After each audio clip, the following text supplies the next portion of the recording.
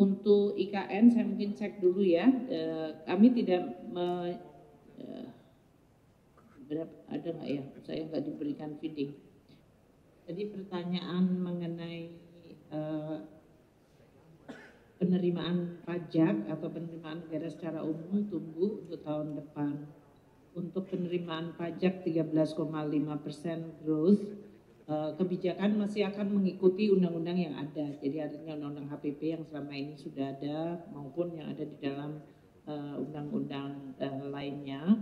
Jadi tidak ada, maksudnya tadi kan pertanyaannya menjurus apakah ada pajak baru, ada tarif baru. Kita tidak, tapi lebih kepada reform di internal. Jadi pertama Cortex dan tadi pertukaran data akan makin diintensifkan karena kita melihat melalui Pak Dirjen Pajak dengan Dirjen Bea Cukai dari PNBP kita masih melihat ruang untuk improvement bahkan di antara ketiga penerimaan negara tersebut maupun dengan kementerian lembaga. Makanya pertemuan kami intensifkan seperti kemarin dengan Pak Bahlil untuk ESDM, sehingga semua data yang kita peroleh itu akurasi dan timingnya menjadi lebih tepat, dan itu kemudian bisa menciptakan peluang untuk enforcement yang lebih baik.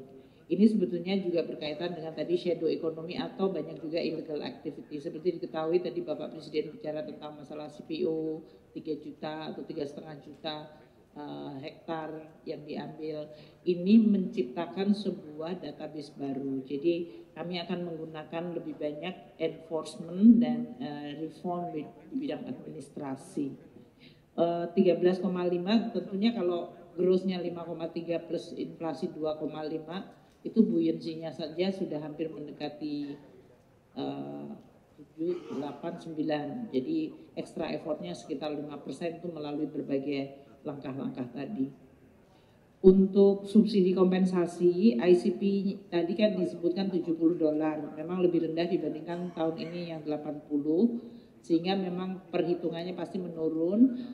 Tren dari kurs juga kita akan lihat, sehingga kita akan melihat berdasarkan asumsi, kita masih menggunakan asumsi yang ada di dalam nota keuangan ini.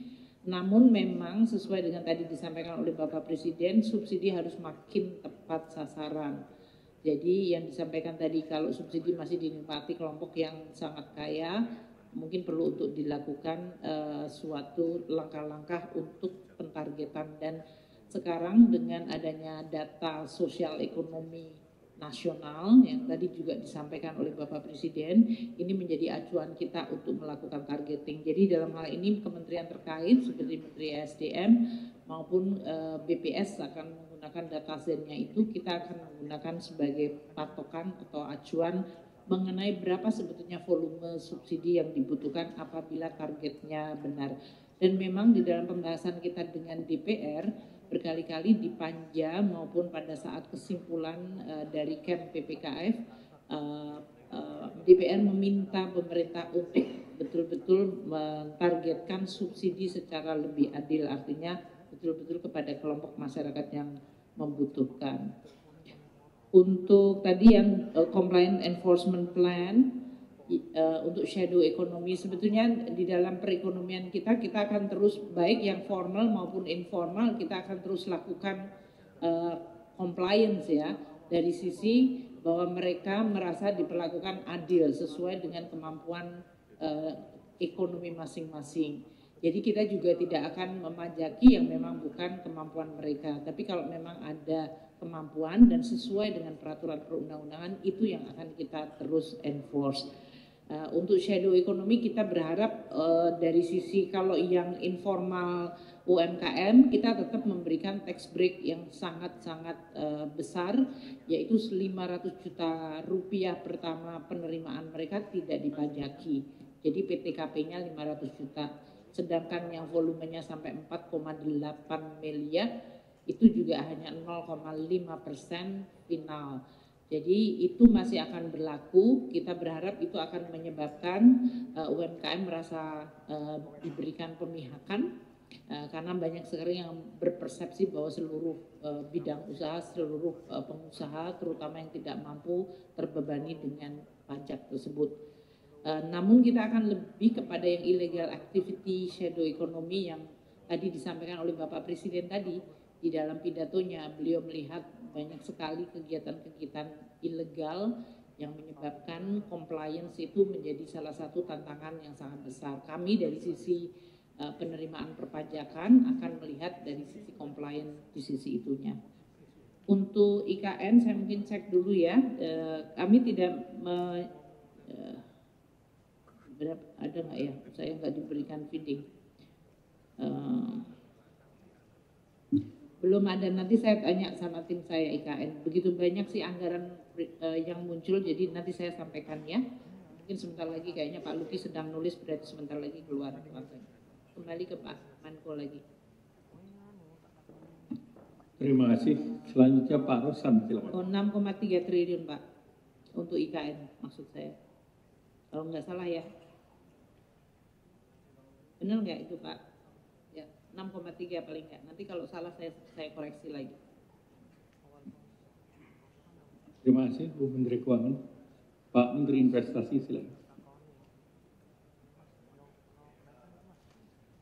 Terima kasih. Tadi pertanyaannya untuk Danantara, memang kita di Danantara ini terbuka untuk dari semua kementerian maupun program prioritas ini yang masuk ke kami itu pada dasarnya kita evaluasi dan selama itu memenuhi kriteria dan juga parameter yang ada di dalam Danantara, tentunya harus ada return yang memang kita canangkan juga, ya kita terbuka untuk hal itu. Yang paling penting kita lakukan ini dengan good governance, tata kelola perusahaan yang baik dan benar, transparansi dan akuntabilitas. Pada intinya seperti itu. Jadi kita terbuka karena memang banyak inputan, masukan dan juga proposal dari kementerian yang berbeda untuk dalam rangka menjalankan beberapa program yang ada dalam perencanaan mereka ke depannya. Mungkin itu jawaban saya. Terima kasih. Baik, tadi ada terkait family office masih dalam kajian, belum ada tindak lanjutnya.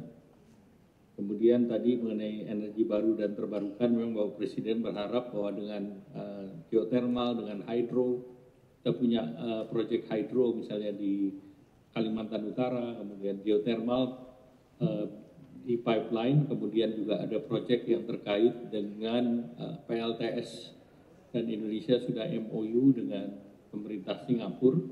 Nah itu bisa mengakselerasi pembangkitan PLTS. Dan juga nanti dengan beberapa industri sudah menyiapkan roof to solar, menggunakan solar, itu juga bisa menambah akselerasi daripada energi baru terbarukan. Saya buka putaran kedua, 3, 1, 2, 3, sudah. Diketahui bahwa tahun ini juga sudah ada penerimaan, jadi nanti tergantung kebutuhan dari kementerian lembaga dan terutama juga dari daerah.